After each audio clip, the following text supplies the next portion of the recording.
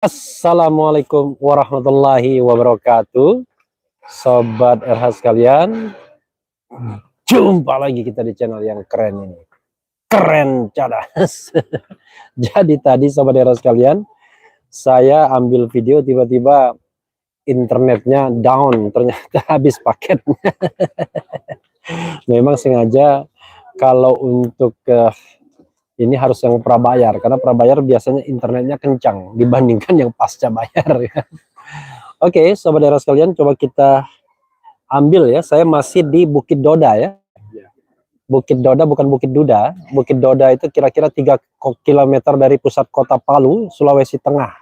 Jangan lupa ya, Palu, Sulawesi Tengah. Dan kalau kita ingat tahun 2018 pernah kena gempa yang luar biasa.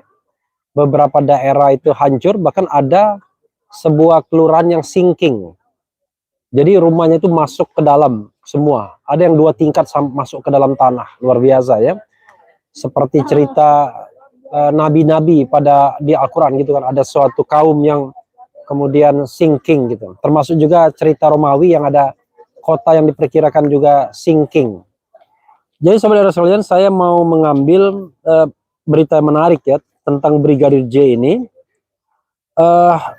Salah satunya adalah soal CCTV ya. CCTV itu diduga itu ada perintah dari pembesar yang menyuruh CCTV itu diambil ya.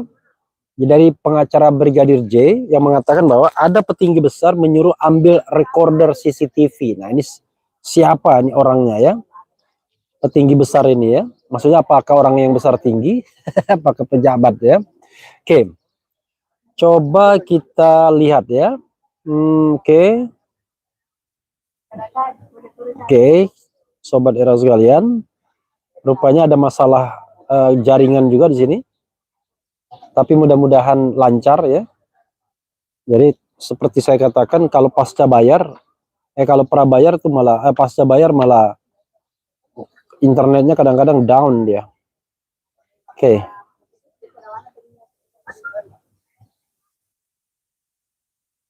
Malah nggak kenceng dia. Oke. Nah nih, kita ambil yang ini aja dulu ya. Kamarudin, pembunuh Brigadir J lebih dari 2 polisi dan berkomplot. Oke. Ini berita hari ini ya. Sebagaimana dilansir oleh FIFA Nasional. FIFA.co.id. Kasus pembunuhan Brigadir J atau Nofriansah Yosua Huta Barat akhirnya terungkap setelah adanya pengakuan dari pelaku melakukan penembakan. Para pelaku diduga merupakan sesama anggota polisi dan berkomplot. Pengacara Brigadir J Kamarudin Simanjuntak saat dikonfirmasi membenarkan jika para pelaku adalah para anggota polisi lebih dari 2 orang. Mulai kelihatannya. Dia meminta pihak kepolisian untuk segera menetapkan tersangka Baradae karena sudah mengaku melakukan penembakan. Oke. Ya, tetapi perlu dilihat juga ya, apakah dia melakukan penembakan karena konflik yang tidak sengaja atau kan karena ada orang lain yang menyuruh. Nanti kita harus melihatnya ya. Oke. Kita baca lagi ya, sobat era sekalian. Kalau yang sudah mengaku Baradae dan saya minta LPSK, Lembaga Perlindungan Saksi dan Korban ditangkap dulu, selanjutnya dikembangkan, ujarnya. Baradae yang disebut-sebut sebagai anggota BRIMOB telah mengajukan permohonan perlindungan kepada LPSK. Kamarudin menyebutkan selain Baradae, akan ada pelaku lainnya dan ia sudah mengantongi nama para pelaku pembunuh Brigadir J. Namun ia masih merahasiakan siapa rekan pelaku Baradae. Para pelaku lebih dari 2 orang dan pelaku-pelaku tersebut tetap di lingkungan rumah Kadif Propam non-aktif Irjen Verdi Sambo di kawasan daerah Duren 3 Jakarta Selatan dan semua anggota polisi.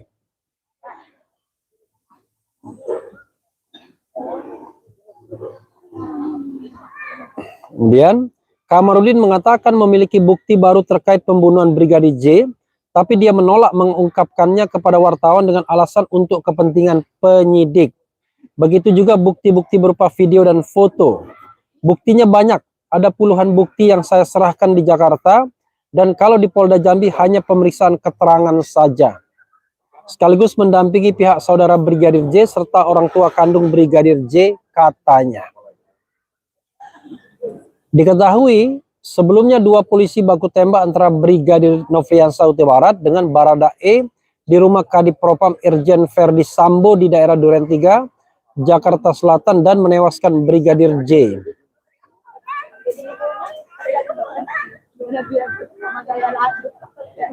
Ya, sobat era sekalian, itu tadi ya perkembangan yang menarik bahwa Brigadir J mengaku dia yang menembak. Tapi persoalannya adalah tetap apakah pengakuannya tersebut dalam konteks berita atau cerita sebelumnya, yaitu Brigadir J masuk ke rumah pribadi atau ke kamar pribadi Nyonya Sambo, lalu mau melecehkan dan menodongkan pistol.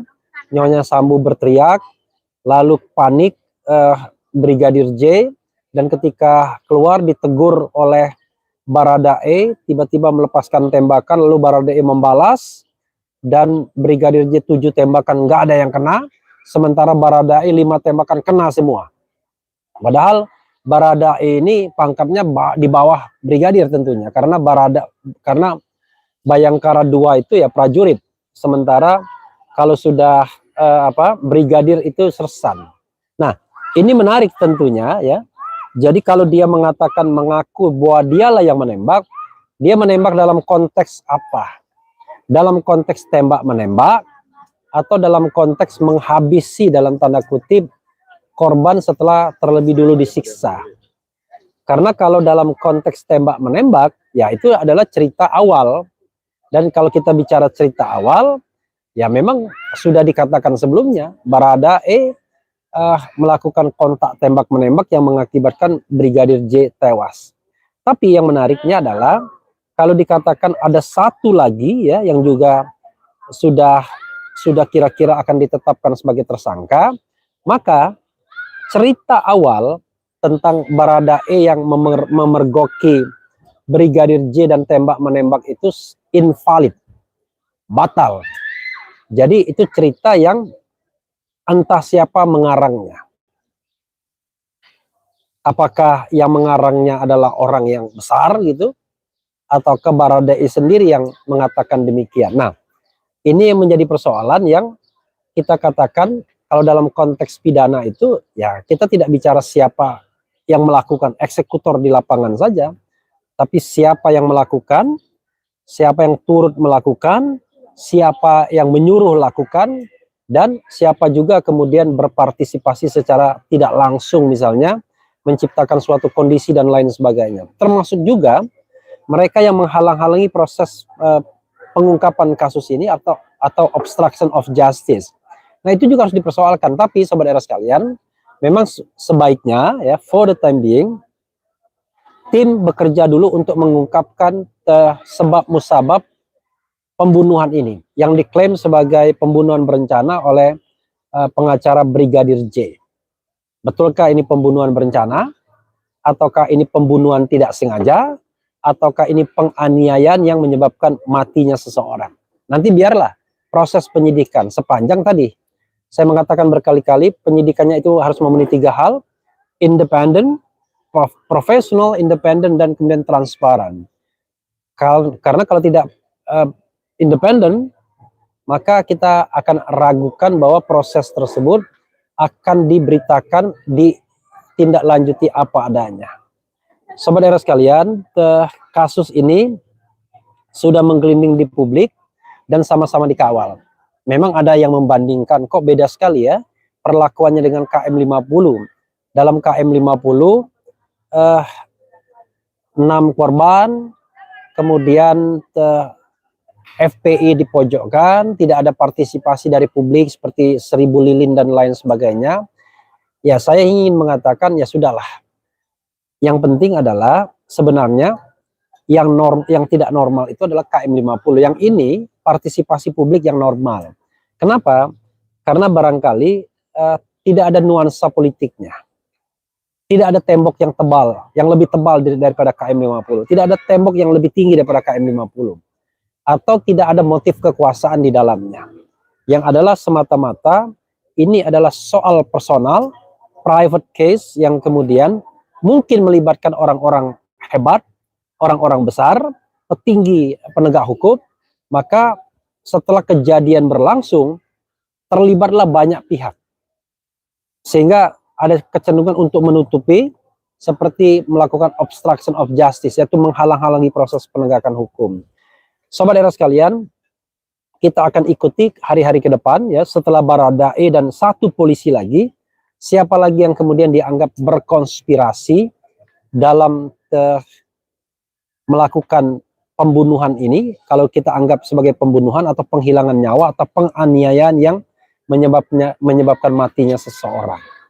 Memang biasanya awal-awal yang akan ditetapkan sebagai tersangka adalah eksekutor di lapangan. Tapi sekali lagi, kalau ini ada komplotan lebih dari 2, maka tentu ada yang namanya aktor intelektualnya. Siapa aktor intelektualnya? Kita tunggu saja. Seperti kata mantan Kabar Eskrim, Susnodo Aji, ini kasus yang tidak sulit-sulit amat, walaupun perlu kehati-hatian.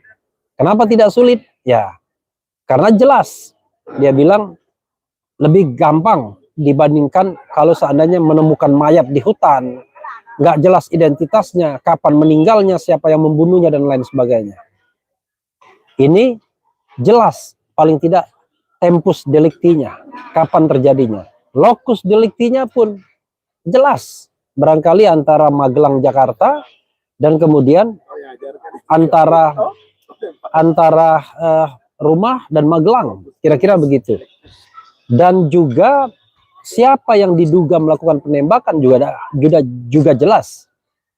Karena itu sobat daerah sekalian, mudah-mudahan kita akan segera mendapatkan berita yang sesungguhnya baik ya.